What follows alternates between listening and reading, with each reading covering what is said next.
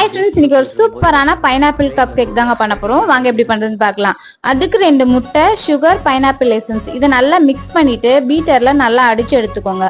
அதுக்கப்புறம் 1 கப் மைதா, baking powder, salt இதை நல்லா 3 வாட்டி ஜலிச்சு எடுத்துக்கோங்க. அதுக்கப்புறம் பால் ஆட் பண்ணிக்கோங்க.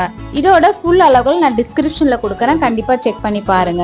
அதுக்கப்புறம் பட்டர், ஆயில் ஆப்ஷனல் தான். உங்களுக்கு எது ஈஸியா கிடைக்குமோ அதை ஆட் பண்ணிக்கோங்க. உங்களுக்கு எது நல்ல ஃபிளேவர் கொடுக்குமோ அதை ஆட் பண்ணிக்கோங்க.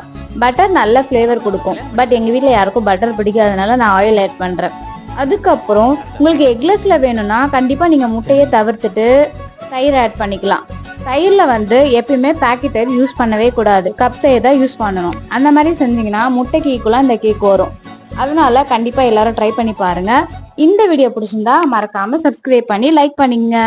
நம்ம அடுத்த வீடியோல பார்க்கலாம். Tata, bye bye.